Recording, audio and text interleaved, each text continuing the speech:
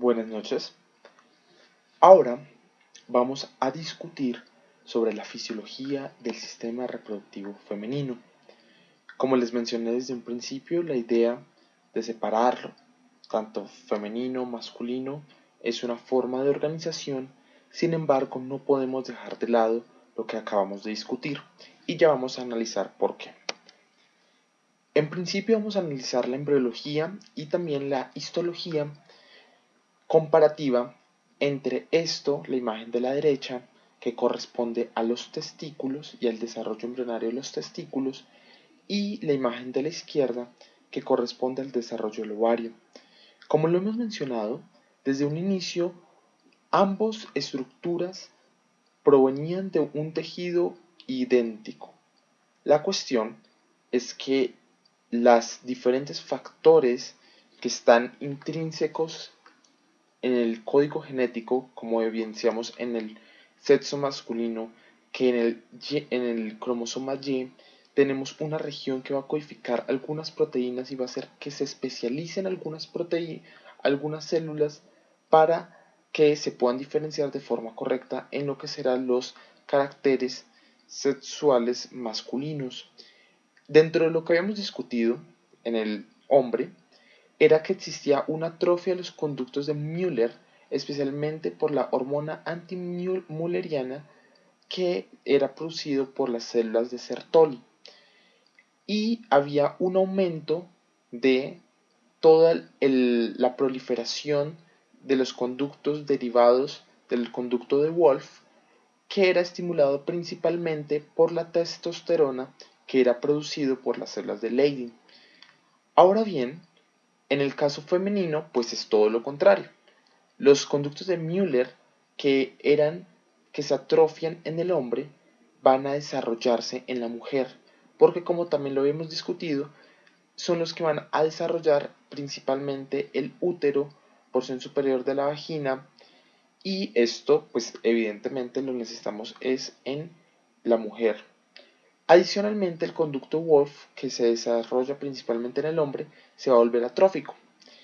Y además de esto vamos a tener entonces una serie de células que son las células sexuales y va a tener una maduración específica como aparecía en la maduración de los espermatocitos, que lo vamos a ver a continuación.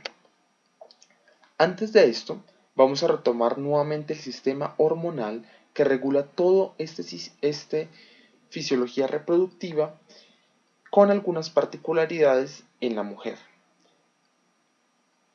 Primero, vamos a decir que la GnRH, que si recuerdan es la hormona liberadora de gonadotropinas, que es secretada por el hipotálamo al sistema porta, nuevamente va a irse hacia la adenohipófisis y en la adenohipófisis va a estimular la producción de LH, que es la hormona luteinizante, y la FSH, que es la hormona fólico estimulante,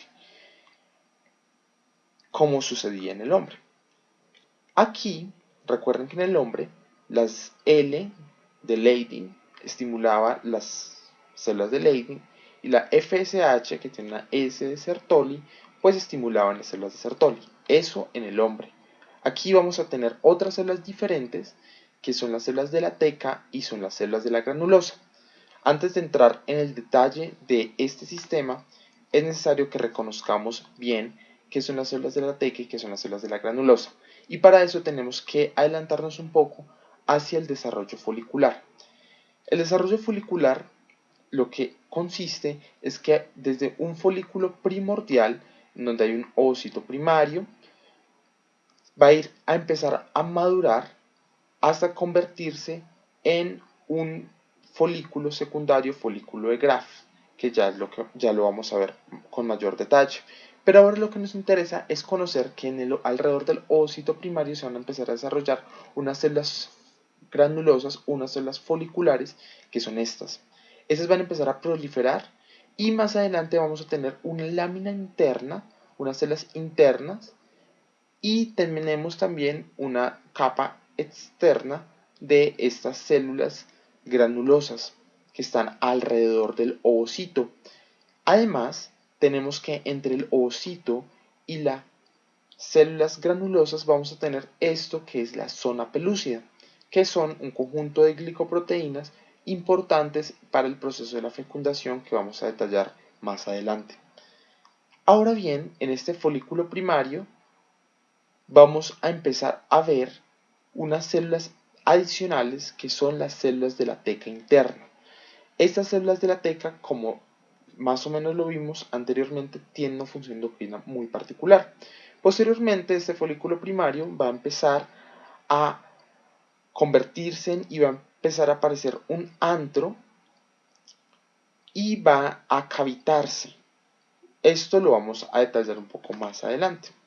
Por el momento, entonces, como ya reconocemos que existen unas células granulosas y unas células de la teca interna que están rodeando al ovocito, ya podemos entender este gráfico de forma apropiada.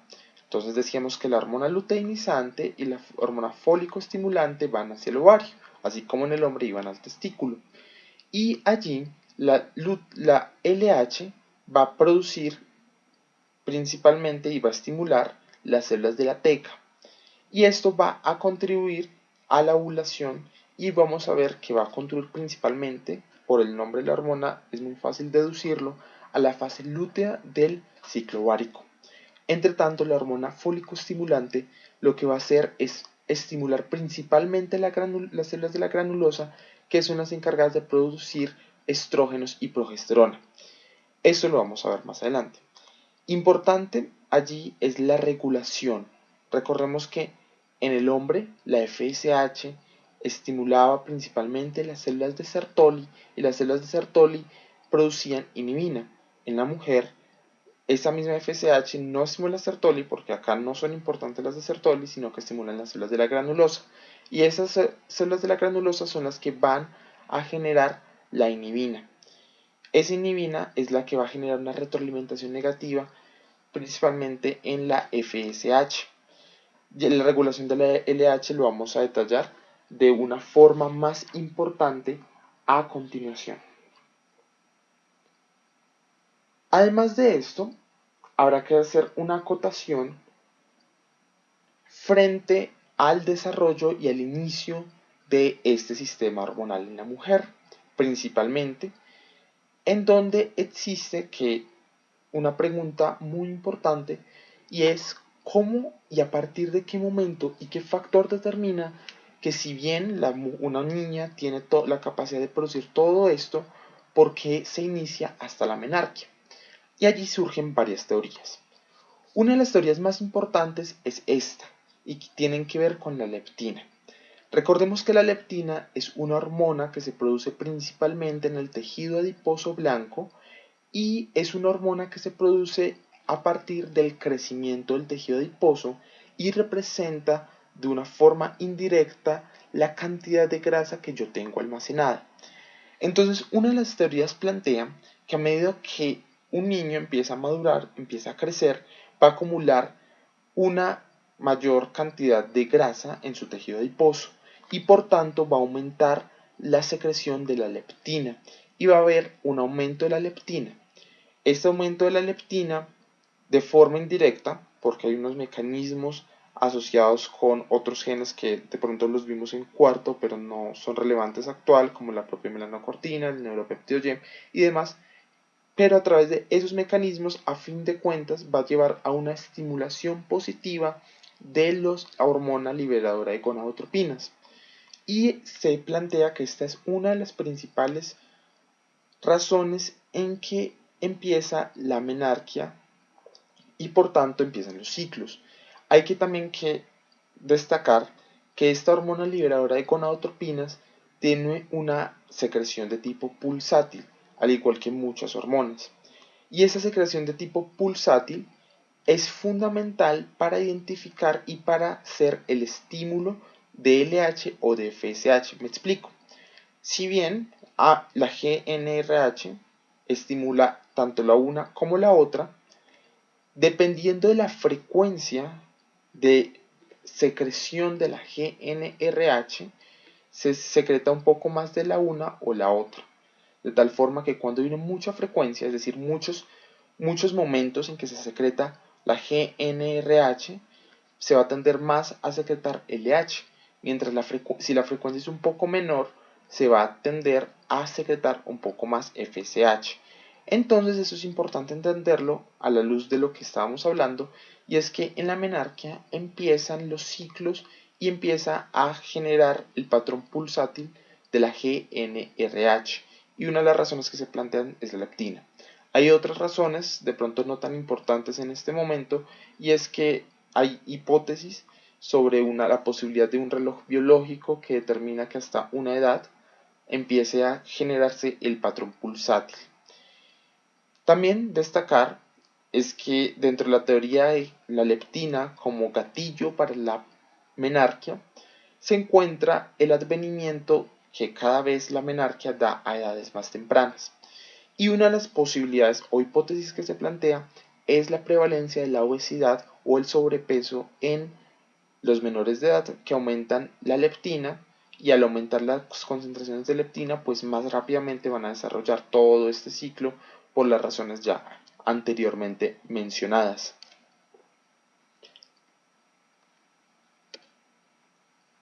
Esto lo vamos a retomar en un momento.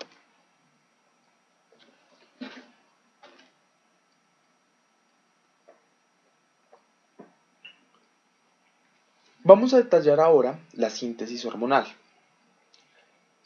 Yo sé que estas gráficas pueden parecer confusas, pero vamos a destacar lo más importante y lo que me parece pertinente en que se abstraiga de esta imagen. En principio tenemos que diferenciar dos cosas. Tenemos que diferenciar que estas son las células de la teca, mientras estas son las células de la granulosa, que ya las vimos. Como habíamos visto, las células de la teca y de la granulosa prácticamente son casi continuas y solamente están separadas por esto que es una lámina basal.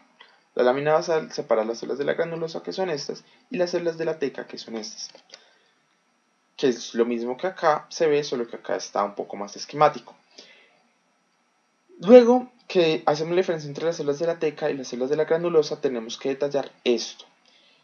Les recordaba en la primera parte, en el sistema reproductor masculino, en que existen varios tipos de receptores. Unos de ellos son estos, que son los receptores de membrana plasmática, que como les dije, son característicos de hormonas peptídicas como la LH. La LH, entonces, como lo mencionamos acá, va a ir principalmente a estimular las células de la teca, que son estas. Las células, ¿y qué va a hacer allí? Pues primero está acoplado a varios tipos de proteínas G, unas estimuladoras, otras de tipo Q, y va a tener algunos procesos que ya los vimos, pero no voy a entrar en detalle en este momento, que a fin de cuentas nos van a llevar a que del colesterol se generen todos los procesos y me produzcan andrógenos, principalmente androstenediona. Estos andrógenos se van a producir en la célula de la teca.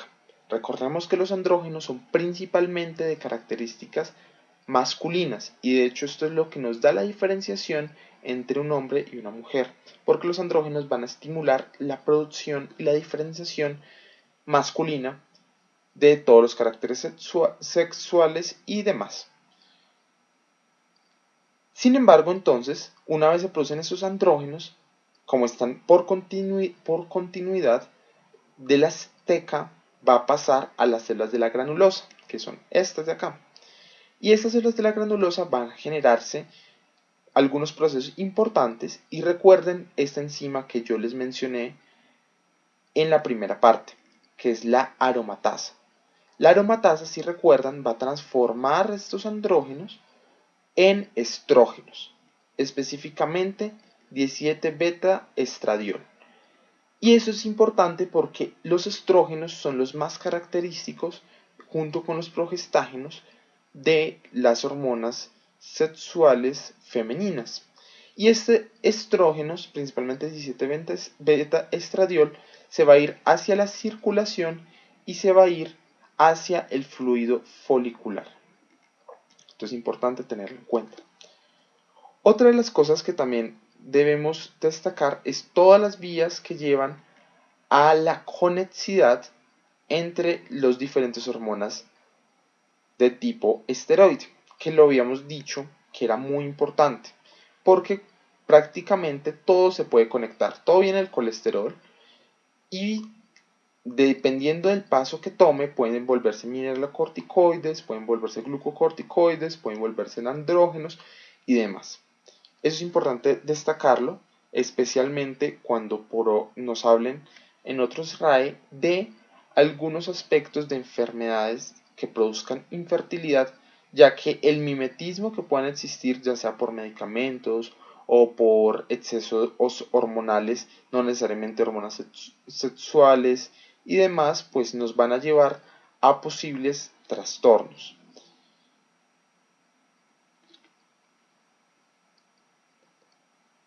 Ahora vamos a entrar en algo fundamental. Una vez comprendido esto, destacar acá es que las células de la teca entonces responden a LH. Esa LH va a producir andrógenos. Esos andrógenos van a pasar hacia acá, hacia las células de la granulosa. Y esos andrógenos posteriormente por la aromatasa se van a convertir en estrógenos. También, eso creo que lo olvidé, por eso me vuelvo. La FSH, que la vemos acá, va a estimular principalmente las células de la granulosa, como lo habíamos dicho. Y particularmente lo que va a llevar es a un aumento de la acción de la aromatasa. Y por tanto va a aumentar la conversión de andrógenos con estrógenos. Entonces, si a uno le preguntan, ¿quién produce los estrógenos? Formalmente son las células de la granulosa y principalmente por inducción de la FSH.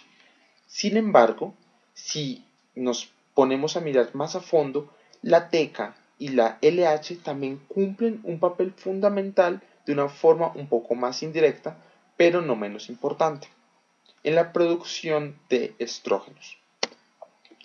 Ahora vamos a hablar del ciclo ovario y endometrial. Es importante siempre asociar estos dos para ver qué es lo que ocurre. En un principio vamos a tener que el ciclo ovárico va a tener 28 días. Esos 28 días los vamos a separar en dos grandes partes, que va a ser la parte folicular y la parte luteal.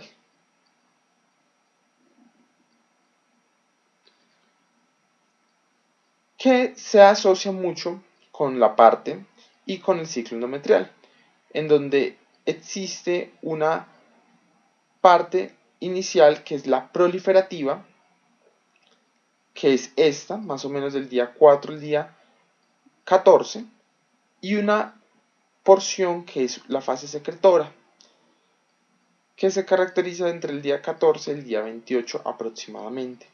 Y del día 0 al 4 hay una fase menstrual, que es la parte de sangrado, principalmente porque aquí en la proliferativa el endometrio crece y crece y crece, en la secretora empieza a edematizarse, empieza a generar glándulas y diferentes formas para ofrecerle nutrientes a la posible implantación del blastocisto, y finalmente si no ocurre tal implantación pues se va a degenerar y va a ocurrir esos primeros 4 días del ciclo, que va a ser la parte menstrual, ya que se va nuevamente a perder este tejido y va a involucionar para nuevamente volver a iniciar el ciclo.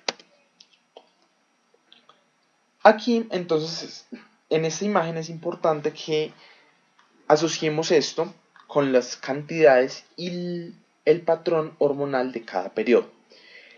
Entonces, tenemos que lo que vimos al principio, el folículo va a empezar a madurar y va a empezar a cavitarse hasta que se produce la ovulación. Entre tanto, el endometrio también va a empezar a crecer, especialmente en esto que es la fase proliferativa. Inicialmente, como les había mencionado, la fase folicular va a ser estimulada principalmente por la FSH. Su nombre es muy diciente porque es la hormona fólico estimulante. Entre tanto, la fase luteal va a ser estimulada principalmente por la hormona luteinizante. Entonces, tenemos que ver que en un principio también tenemos que los estrógenos van a estar mayores frente a los progestágenos, que tenemos esta línea de acá, esta representa los progestágenos. Sin embargo, los progestágenos aproximadamente después de la ovulación van a empezar a aumentar y aumentan en la fase luteal. ¿Cuál es el objetivo? Y es lo que vamos a ver, es lo siguiente. La FSH que va a generar un reclutamiento de los folículos, que ya lo vamos a ver un poco más adelante, va a producir síntesis de estrógenos. Recordemos que la FSH es la principal estimuladora de la aromatasa en las células de la granulosa, que son estas. Principalmente aquí se va a producir aumento de los estrógenos por inducción de la FSH. Y entre tanto, la LH, que es la hormona luteinizante, va a tener una característica importante, y es que cuando ocurre la ovulación, recordemos, de la clase y también de nuestro bagaje en embriología, que cuando se ocurre la ovulación, tenemos que esto, que era el folículo, que está compuesto por células de la teca y por células de la granulosa principalmente, van a formar el cuerpo lúteo. Y ese cuerpo lúteo va a ser muy importante para que en caso de existir implantación pueda sobrevivir tal implantación, es decir, que pueda sobrevivir la concepción y demás. Entonces, estos son los pasos y son las concentraciones. Entonces, por eso decimos que, a forma de resumen, en la fase folicular tenemos de forma característica aumento de la FSH y tenemos aumento de los estrógenos. Entre tanto, en la fase lútea tenemos principalmente que es importante este, que es el pico LH, y tenemos importancia marcada en los progestágenos, en la progesterona principalmente, por las razones ya dichas.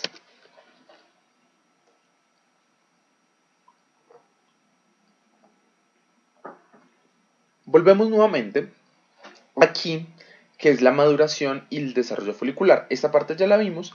Entonces finalmente se va a producir un folículo secundario, que es un folículo de Graf, y empieza a cavitarse y a surgir un líquido folicular que finalmente va a formar el antro. Es importante detallar esto cuando ocurre. Normalmente, de un folículo primordial a un folículo primario ocurre más o menos del nacimiento hacia los 6 meses del posparto. Entre tanto, de un folículo primario empieza a crecer un poco a partir desde la pubertad hacia la menopausia en cada periodo menstrual, es decir, en cada ciclo. Y aquí tenemos algo muy importante, que es esta imagen que siempre la tenemos que recordar, y es la selección. Esta es la selección del óvulo que va a salir. ¿Cuál es el folículo del cual va a salir el óvulo hacia la trompa uterina? Entonces, primero tenemos un periodo de reclutamiento. Entonces empiezan a crecer, empiezan a crecer y empieza a crecer. Hay varios que crecen a la vez, pueden ser 4, pueden ser 5, pueden ser 7. Sin embargo, vamos a tener que aproximadamente en este punto ya tenemos uno que se selecciona, y este va a denominarse el folículo dominante, que va a crecer mucho más de los anteriores. Y aquí tenemos que recordar un concepto fundamental, y es que es la organización y la regulación de la hormona luteinizante. La hormona luteinizante está regulada principalmente por los estrógenos. Principalmente, entonces tenemos estradiol. Entonces tenemos los estrógenos. Como habíamos visto, los estrógenos son producidos principalmente por las células de la granulosa en el folículo. Normalmente todas las van a producir. Y ellas necesitan también de LH y también de FSH para poder aumentar y poder seguir creciendo. Pero resulta que existe una relación y es que los estrógenos van a estimular, pero también pueden inhibir la LH. Es decir, cumplen dos funciones, una estimulatoria y una inhibitoria. ¿De qué depende que los estrógenos aumenten o disminuyan la LH? Dependen especialmente de las concentraciones. A medida que en principio los estrógenos lo que van a tender a hacer es inhibir la LH. Entonces es como una competencia. Resulta que todos empiezan a secretar estrógenos, estrógenos, estrógenos, y eso empieza a inhibir la LH. Pero ellos necesitan LH para sobrevivir y para poder crecer. Pero resulta que hay uno que es más competente. Probablemente es porque algunos estudios muestran que tienen mayor afinidad a la LH y a los diferentes factores de crecimiento y demás. Y lo que va a suceder es que a pesar de que la LH está disminuida, pues va a seguir creciendo y va a seguir produciendo estrógenos. Esos estrógenos, entonces llega un momento en que prácticamente los otros folículos pues no son capaces de sobrevivir ante esas condiciones tan adversas, pero este sí lo logra hacer. Y finalmente llega y este sigue produciendo hasta que estos prácticamente se salen de la batalla y este queda bien. Pero entonces cuando este ya queda bien, aumenta la concentración de estrógenos y la concentración de estrógenos se vuelve tal que ya en vez de inhibir la secreción de LH, lo que va a hacer es estimularla para así facilitar su propio crecimiento. Y es allí como se va a seleccionar el óvulo que va a ser probablemente fecundado o que va a salir y se va a expulsar en caso que no sea así.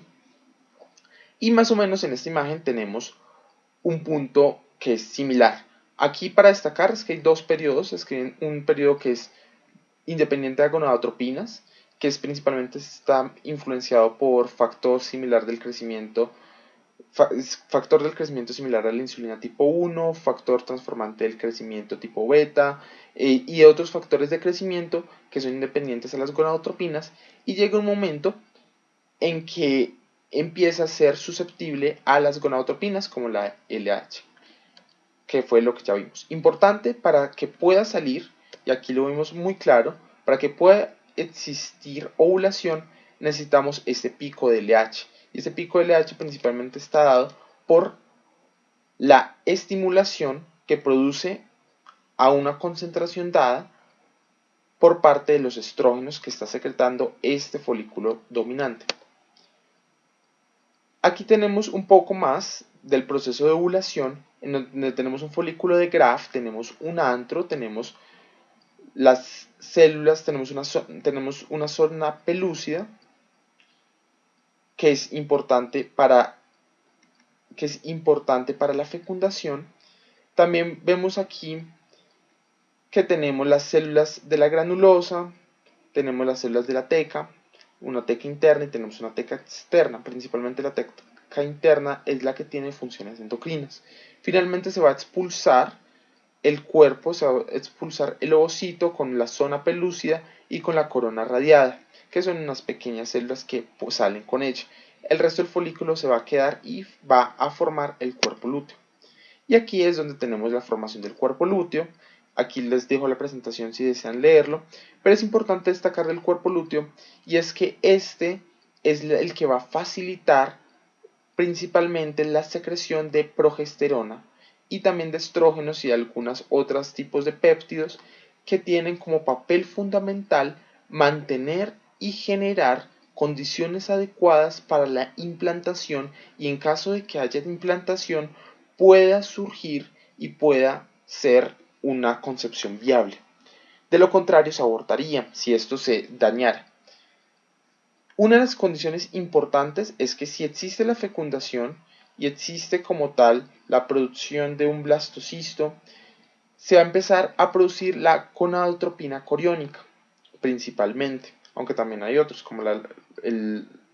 como también el lactógeno placentario. Y estos lo que van a hacer es aumentar aumentar la vida media de este cuerpo lúteo, porque normalmente si no se estimula por estos factores se va a dañar y simplemente se va a desaparecer. Sin embargo, con estos factores va a permitir que aumente y que sobreviva y que genere todas las funciones que ya hemos descrito para que mantenga el embarazo y para que la implantación y todos los procesos de embriogénesis se lleven de forma adecuada hasta que se forme la placenta y la placenta ya asume las acciones hormonales que tenía el cuerpo lúteo y se pueda llevar a cabo el embarazo de forma correcta. Entonces, cuando sale el ovocito, cuando sale el óvulo como tal, tenemos dos opciones. Primera opción, que no se produzca la fecundación. Si no hay fecundación, ¿qué va a ocurrir? Si no hay fecundación, entonces vamos a tener lo que les comentaba hace un momento, una regresión del cuerpo lúteo. Es decir, no hay factores que mantengan el cuerpo lúteo estable, entonces simplemente este se va a atrofiar, se va a volver en un cuerpo albicans o cuerpo blanco y simplemente va a destruirse y pues no va a pasar nada porque pues simplemente se va a reiniciar nuevamente el ciclo. Entre tanto, la segunda opción es que sí produzca fecundación y cuando hay fecundación, entonces este es el proceso.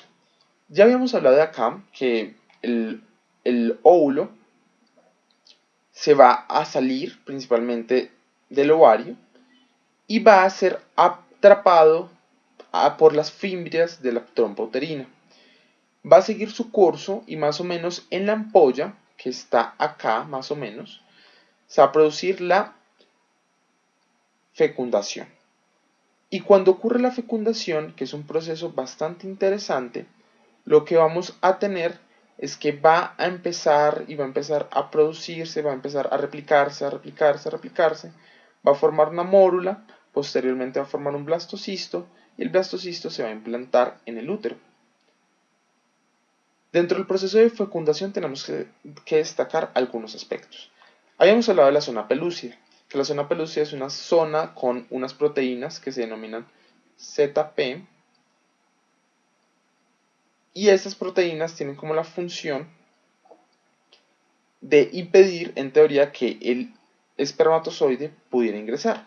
Sin embargo, una vez ingresa el espermatozoide a la zona pelúcida, lo que va a ocurrir es la reacción acrosómica, en donde recordemos que el acrosoma, que estaba como en esta partecita del espermatozoide que lo habíamos visto, tiene unas enzimas proteolíticas que van a degradar estas proteínas y por tanto va a poder pasar.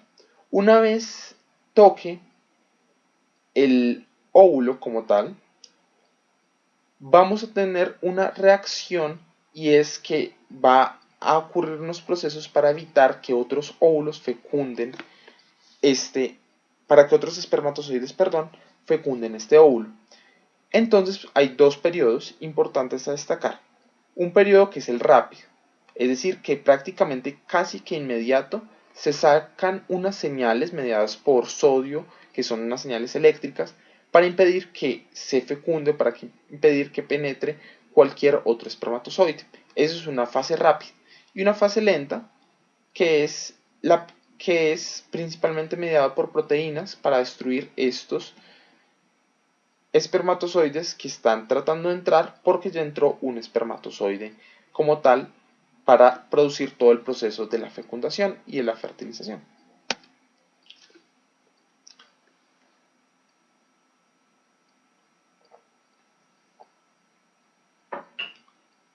Ahora vamos a hablar un poco específicamente de las funciones de los estrógenos. Ya habíamos hablado que los estrógenos eran muy importantes para todo el tema de la LH y demás, pero las funciones son sistémicas y múltiples. En principio tenemos aumento de la proliferación endometrial. Eso es fundamental para que se produzca una implantación. Además tenemos una sensibilización a la oxitocina. Y la oxitocina, pues como ya hemos conocido en el AIES, tiene unas funciones importantes en la contracción uterina.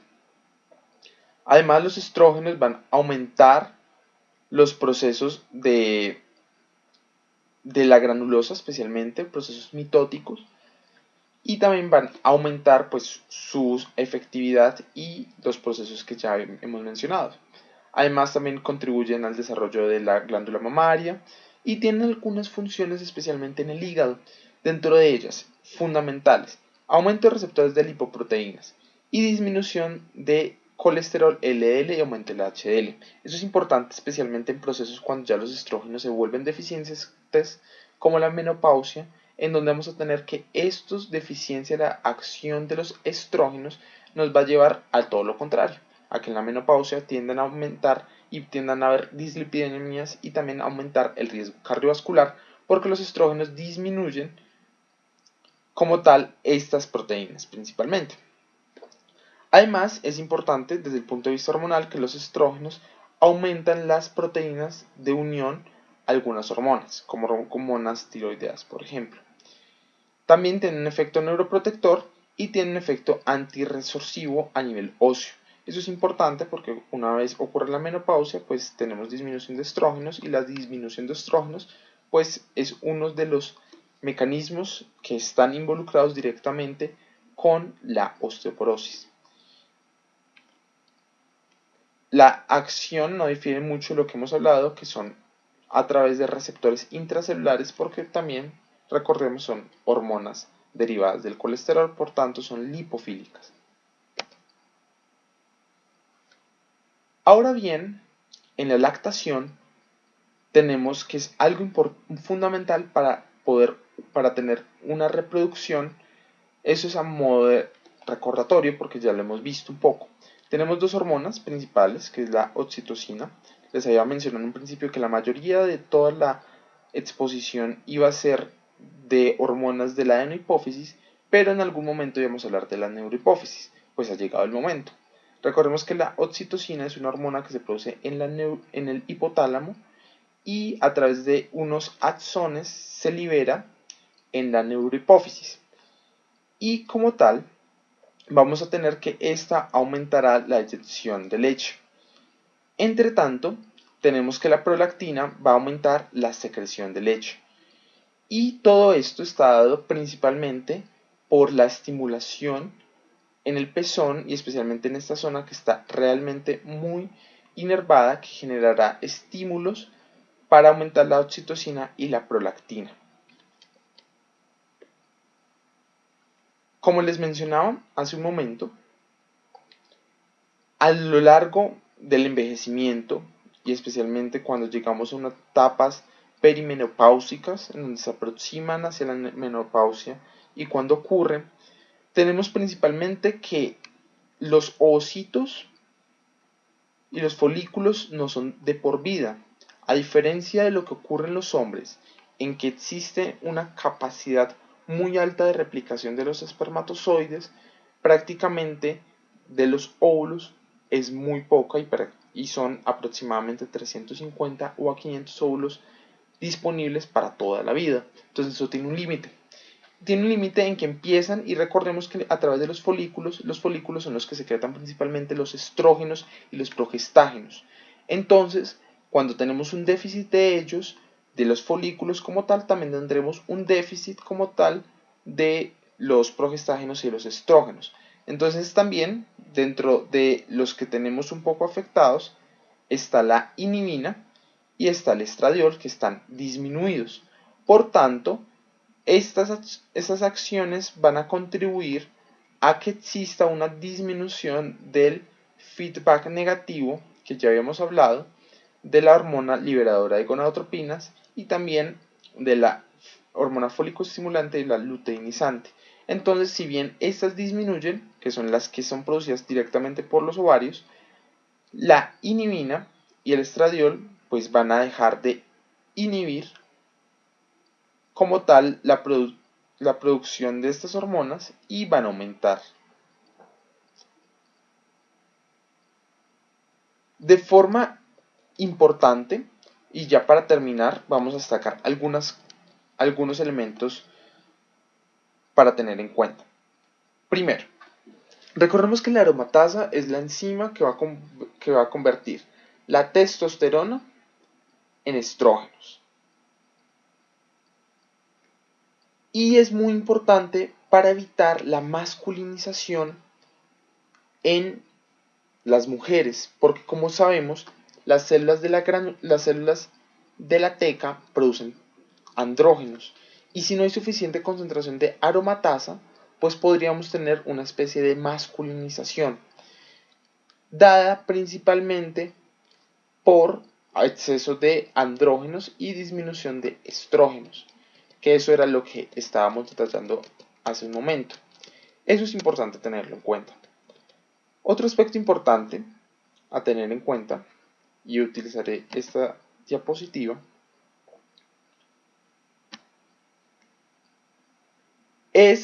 son las enzimas que intervienen en todos estos procesos. Entonces ya habíamos hablado, si tenemos problemas en la aromatasa, probablemente vamos a tener masculinización en una mujer XX.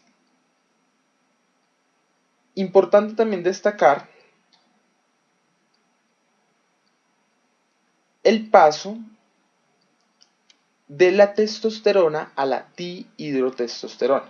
Recordemos hace un momento, especialmente en el hombre, tenemos estos pasos, donde tenemos una testosterona, pasa una dihidrotestosterona por una enzima que es la 5-alfa reductasa.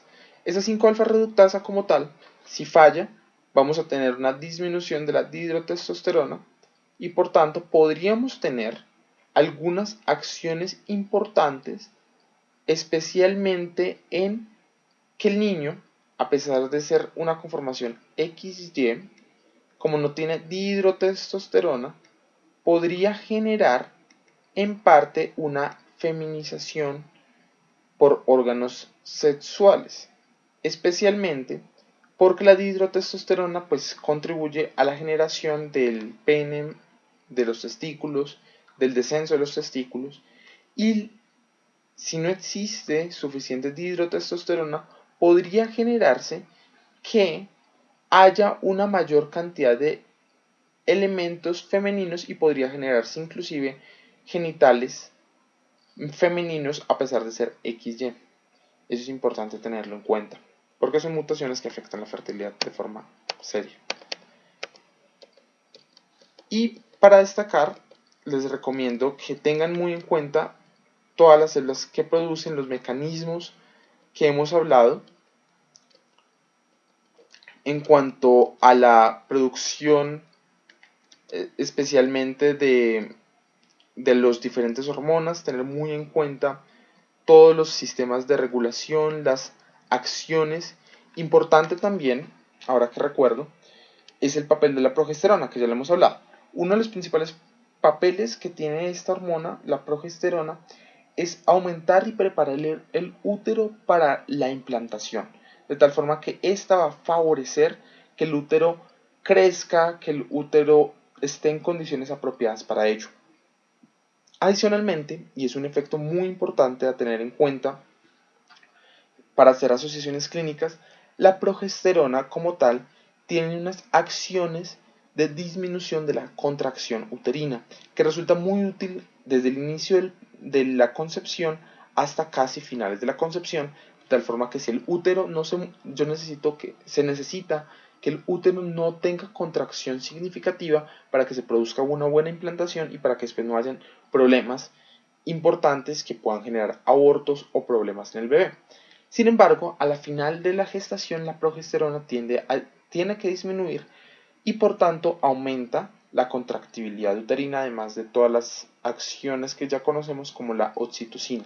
Importante a ello porque si estas concentraciones de progesterona no disminuyen, podría generar trastornos como un útero atónico y por tanto hemorragia postparto, que es importante tener en cuenta. Y bueno, creo que, como les dije, cualquier duda que tenga, pues me la hacen saber. El día lunes vamos a tener la presentación de las dudas que tengan y vamos a hacer un pequeño quiz para ver si comprendimos los aspectos más importantes de esta presentación y también para aclarar más dudas que puedan surgir.